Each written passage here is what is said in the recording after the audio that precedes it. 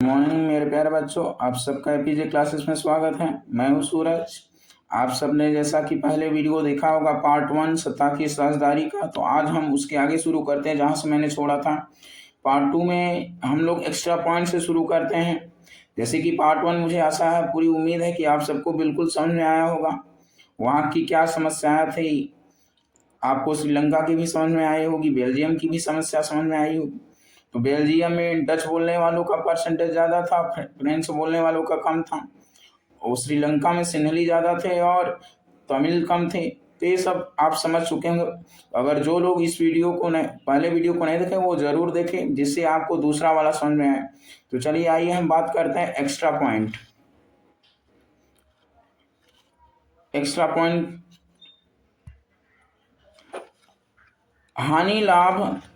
हानि लाभ का सावधानी पूर्वक आकलन करके किया गया निर्णय युक्तिपरक कहलाता है। तो यानी हानि लाभ का ध्यान रखते हुए सावधानी पूर्वक आकलन करके लिया गया निर्णय कौन सा निर्णय कहलाता है? युक्तिपरक कहलाता है। पूर्ण रूप से नैतिकता पर आधारित निर्णय प्रायः इसके विपरीत होता है।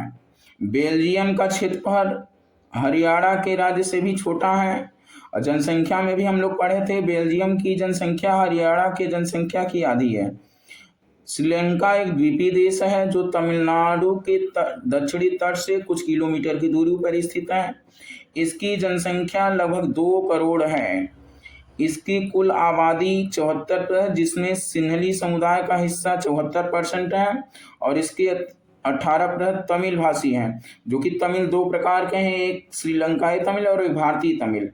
और 7% ईसाई है, जिसमें कि हिंदू मुस्लिम दोनों हैं। हम लोग पढ़े थे सिंहलियों का जो धर्म है वो बौद्ध धर्म है और जो तमिल थे वो कुछ हिंदू और कुछ मुसलमान थे। ये आप सबने जरूर पहले वीडियो में पढ़ा होगा। आइए हम आगे बात करते हैं श्रीलंका में बहुसंख्यकवाद। तो श्रीलंका 1948 में स्वतंत्र बना। जैसा कि हम सबको पता, हमारा भारत देश 1947 में, उसी प्रकार श्रीलंका 1948 में स्वतंत्र राष्ट्र बना। इस देश में बहुसंख्यक सिंहली समुदाय के नेताओं ने अपनी बहुसंख्या के आधार पर शासन सत्ता पर व्यवस्था पर अपना प्रभुत्व स्थापित कर लिया। यानी सिंहलियों की संख्या ज़्यादा था, तो वहाँ की शासन व्यवस्था पर सिंहलियों ने अपना प्रभुत्व स्थापित कर लिया, यानी अपना अधिकार जमा लिया। इस कारण से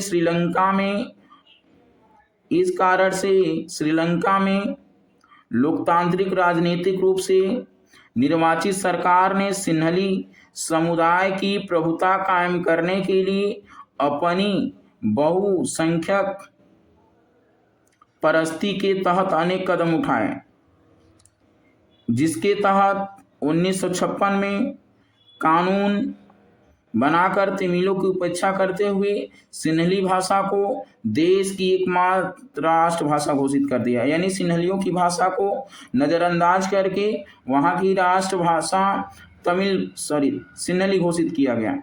देश के विश्वविद्यालयों और सरकारी नौकरियों में सिंहलियों को प्राथमिकता देने की नीति भी लागू की गई।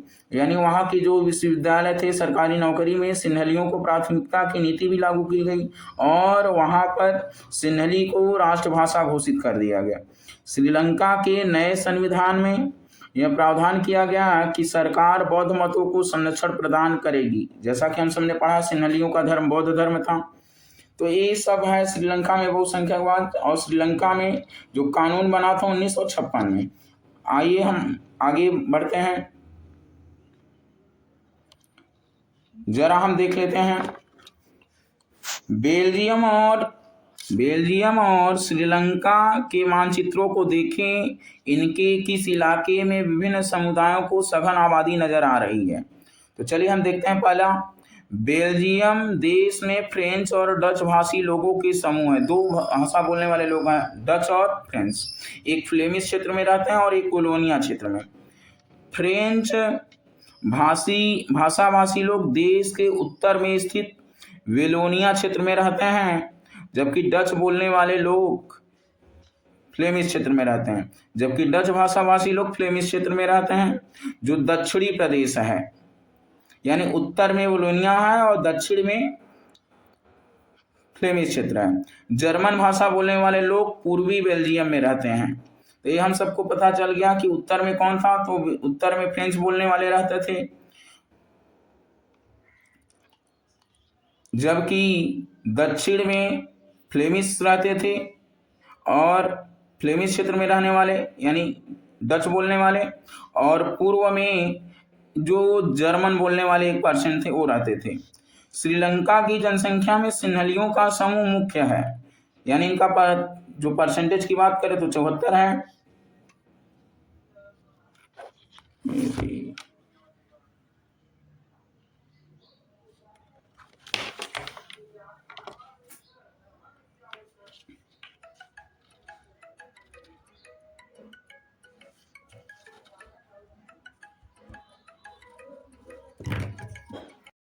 अब हम देखते हैं बेल्जियम और श्रीलंका के मानचित्रों को देखें।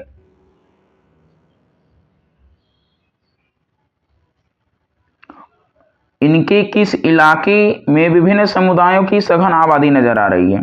तो पहले हम देखते हैं बेल्जियम में कौन से भाषाभाषी समूह के लोग किधर निवास करते हैं। तो बेल्जियम देश में फ्रेंच और डच भाषाभाषी लोगों के समूह हैं।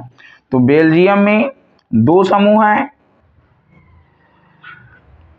एक है डच बोलने वालों का, एक है फ्रेंच बोलने वालों का, और 1% जो जर्मन बोलते हैं। तो इसमें जो फ्रेंच हैं वो फ्रेंच भाषाभाषी लोग देश के उत्तर में स्थित वेलोनिया क्षेत्र में रहते हैं, जबकि डच भाषाभाषी लोग फ्लेमिश क्षेत्र में रहते हैं, जो दक्षिणी जर्मन प्रदेश है। जर्मन भाषा बोलने वाले लोग पूर्वी बेल्जियम में रहते हैं। अब आगे हम बात करते हैं श्रीलंका की। तो श्रीलंका की जनसंख्या में सिन्हलियों का समूह मुख्य है। सिन्हली कुछ भागों को छोड़कर संपूर्ण श्रीलंका में निवास करते हैं, यानी कुछ भाग को छोड़ दे तो बाकी ज्यादातर श्रीलंका के हिस्से में सिन्हली समुदाय निवास करता है। श्रीलंका में तमिल भाषी लोग उत्तरी और पूर्वी समुद्र तटीय इलाकों में रहते हैं। तो जैसा कि हम सब देख रहे हैं, तमिल भाषी लोग उत्तरी और पूर्वी समुद्र तटीय इलाकों में रहते हैं। श्रीलंका में भारतीय मूल के तमिल उत्तरी, दक्षिणी एवं केंद्रीय इलाकों में निवास करते हैं। अल्प संख्या में मुस्लिम समुदाय भी श्रीलंका में निवास करते हैं। जैसा कि हम सब ने पढ़ा है, तमिलों में 2 प्रकार के थे, कुछ हिंदू भी थे, कुछ मुस्लिम भी। आइए हम आगे बढ़ते हैं। तो श्रीलंका में इन सरकारी निर्णयों से श्रीलंकाई तमिलों की नाराजगी, यानी जो श्रीलंका के तमिल थे उनमें नाराजगी थी, क्योंकि जो सरकारी और विश्वविद्यालय में थे सारा जो प्रवेश का या नौकरी लगने का जो प्रावधान किया गया था केवल सिन्हलियों के लिए, क्योंकि उनका जो परसेंटेज था ज़्यादा था, और शासन के प्रति उनमें उपेक्षा का भाव बढ़ता गया। यानी श्रीलंकाई तमिलों ने शासन की उपेक्षा करना शुरू कर दिया। तमिलों को लगा कि बौद्ध धर्मावलंबी सिन्हलियों के नेतृत्व वाली सारी राजनीतिक पार्टियां उनकी भाषा और संस्कृति को लेकर असंवेदनशील है। उन्हें लगा कि संविधान और सरकार की नीतियां उन्हें समान राजनीतिक अधिकारों से वंचित कर रही हैं। यानी जो सिन्हलियों ने नीतियां बनाई थी उन्हें लग रहा था कि वो हम सबको उनसे वंचित कर रही है। नौकरियों और फायदे के अन्य कामों में उनके साथ भेदभाव हो रहा है, उनके हितों की अनदेखी की जा रही। यानी किसके अनदेखों की? यानी तमिलों की हितों की अनदेखी कौन कर रहा था? सिन्हली समुदाय के लोग। परिणाम यह हुआ कि तमिल और सिन्हली समुदाय के संबंध बिगड़ते चले गए, जैसा कि आप सबको दिख रहा होगा।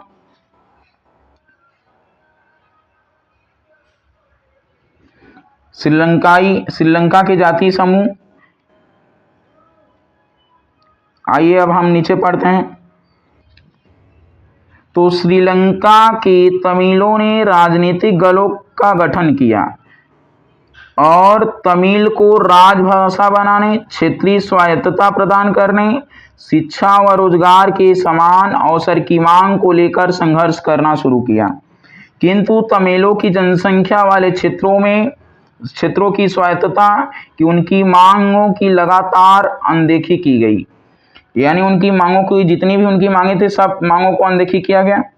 1980 के दशक तक उत्तर पूर्वी श्रीलंका में स्वतंत्र तमिल ईलम सरकार बनाने की मांग को लेकर उनके राजनीतिक संगठन बने। इस तरह श्रीलंका में समुदायों के बीच आपसी अविश्वास ने बड़े संघर्ष का रूप ले लिया। तो इस तरह हम देखते हैं कि सिंहलियों ने विरोध करना शुरू कर दिया था। अब आगे हम देखते हैं जो एक्स्ट्रा पॉइंट दिया है, बहुसंख्यक समुदाय के शासन में क्या हर्ज है।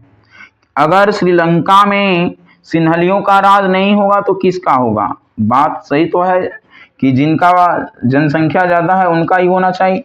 आगे हम देखते हैं, जो राजनीतिक दल सर्वाधिक सीटें प्राप्त करता है, यानी जिस पार्टी को ज्यादा सीटें मिलती हैं वही सत्ता प्राप्त करता है, यानी सत्ता उसी को मिलती है जिसको ज्यादा सीटें मिलती हैं, वह चाहे अल्पसंख्यक हो चाहे बहुसंख्यक हो, यानी किसी समुदाय का हो, चाहे अल्पसंख्यक समुदाय का हो चाहे बहुसंख्यक, यदि वो चुनाव में उसको अधिक सीटें मिलती हैं तो सत्ता उसी को मिलेगी। शासन बहुसंख्यक समुदाय के प्रतिनिधियों द्वारा संचालित होता है, तो उसे सभी समुदायों के विकास के लिए कार्य करना होगा। यदि श्रीलंका में सिंहली सर्वाधिक सीटें प्राप्त नहीं करते तो इस स्थिति में जिस दल को सर्वाधिक सीटें प्राप्त होंगी वही सत्ता प्राप्त करेगा। तो यानी इससे मतलब नहीं है कौन अल्पसंख्यक, चाहे अल्पसंख्यक हो चाहे बहुसंख्यक, जो चुनाव में सर्वाधिक सीटें प्राप्त करता है उसी को सत्ता मिलती है। अब हम पढ़ते हैं बेल्जियम की समझदारी। तो बेल्जियम के नेताओं ने श्रीलंका से भिन्न मार्ग पर चलने का संकल्प प्रकट किया, यानी जो बेल्जियम के नेताओं ने वो श्रीलंका के मार्ग पर चलने का उन्होंने भिन्न मार्ग अपनाया।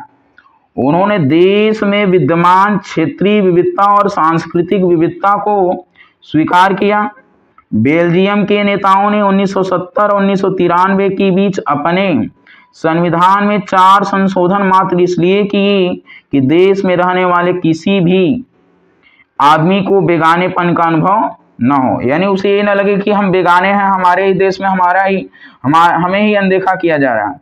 समाज के सभी लोग आपस में मिलजुल कर रह सके। तो वहां के संविधान में 4 बार संशोधन किया गया था 1970 और 1993 के बीच बेल्जियम में। उन्होंने इसके लिए जो व्यवस्था की वह बहुत ही कल्पनाशील है तथा कोई देश ऐसा नहीं कर पाया जैसा कि बेल्जियम ने किया। बेल्जियम के मॉडल की कुछ मुख्य बातें हैं जो निम्नलिखित हैं। चलिए हम लोग देख लेते हैं बेल्जियम की कौन कौन सी मुख्य बातें हैं। पहले पॉइंट पे जरा हम गौर करते हैं। संविधान में इस बात का स्पष्ट प्रावधान है कि केंद्रीय सरकार में डच और फ्रेंच भाषी मंत्रियों की संख्या समान होगी, यानी वहां ये प्रावधान था केंद्रीय सरकार में डच और फ्रेंच बोलने वालों मंत्रियों की संख्या समान रहेगी। कुछ विशेष कानून तभी बन सकते हैं जब दोनों भाषाई समूहों के सांसदों का बहुमत उनके पक्ष में हो, यानी वहां कोई कानून बनाना होगा तो दोनों भाषाई समूह के सांसदों का बहुमत उनके पक्ष में हो। इस प्रकार किसी एक समुदाय के लोग एक तरफा फैसला नहीं कर सकते हैं, यानी दोनों समुदायों की सहमति जरूरी थी। केंद्र सरकार की अनेक शक्तियां देश के 2 इलाकों की क्षेत्रीय सरकारों को सुपुर्द कर दी गई है, यानी राज्य सरकारें और केंद्रीय सरकार के अधीन नहीं है। यानी यहाँ पर जो बेल्जियम में राज्य सरकार थी वो केंद्र सरकार के अधीन नहीं थी। ब्रुसेल्स में अलग सरकार है और इसमें दोनों समुदायों का समान प्रतिनिधित्व है। फ्रेंच भाषी लोगों ने ब्रुसेल्स में समान प्रतिनिधित्व के इस प्रभाव को स्वीकार किया। क्योंकि डच भाषी लोगों ने केंद्रीय सरकार में बराबरी का प्रतिनिधित्व स्वीकार किया था, यानी डच और फ्रेंच दोनों में सांसदों का संख्या समान होगी। आगे पॉइंट नंबर 2 देखते हैं।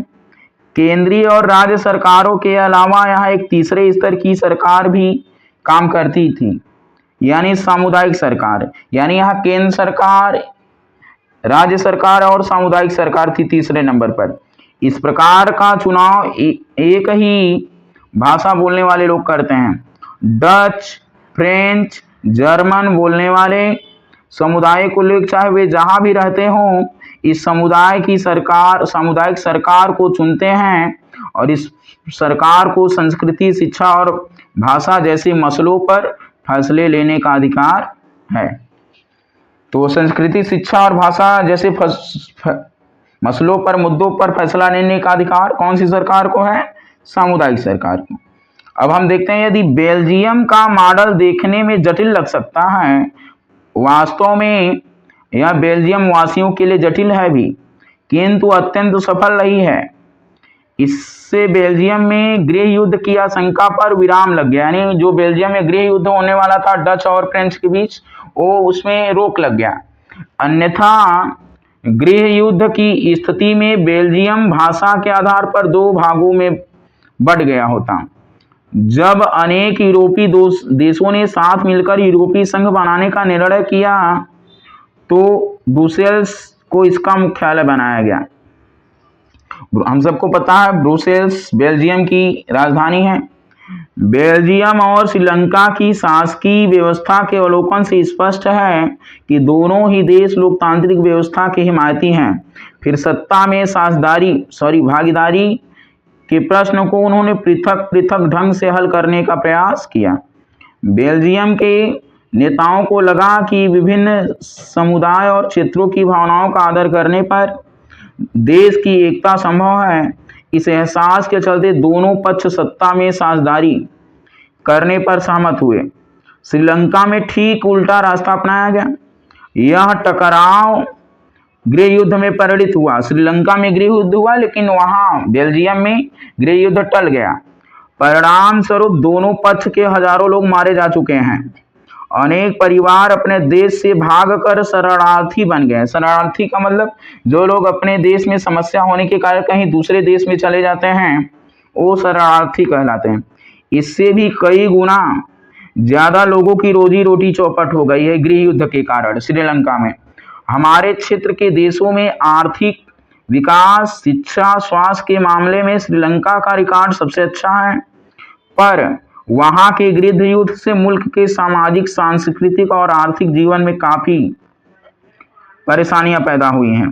इससे यह पता चलता है कि अगर बहुसंख्यक समुदाय दूसरों पर प्रभुत्व कायम करने और सत्ता में उनको हिस्सेदार न बनाने का फैसला करता है तो इससे देश की एकता ही संकट में पड़ सकती है। तो आज हम लोगों ने यहां तक देखा, कल हम लोग इसके आगे देखेंगे। अब थोड़ा सा देख लेते हैं एक्स्ट्रा पॉइंट। तो एक्स्ट्रा पॉइंट क्या कर रहा? श्रीलंका 1948 में स्वतंत्र राष्ट्र बना। 2009 में श्रीलंका में गृह युद्ध का अंत हुआ, यानी श्रीलंका में गृह युद्ध का अंत कब हुआ? 2009 में। ब्रुसेल्स यूरोपीय संघ का मुख्यालय बनाया गया था। न्यायपालिका की नियुक्ति कार्यपालिका करती है और पर न्यायपालिका ही कार्यपालिका पर विधायिका द्वारा बनाए गए कानूनों पर नियंत्रण रखती है। इस व्यवस्था को नियंत्रण और संतुलन की व्यवस्था भी कहते हैं। तो आज हम लोगों ने यहाँ तक पढ़ा। कल हम पढ़ेंगे सत्ता की साझेदारी क्यों जरूरी है। तो आप सबको बहुत बहुत धन्यवाद।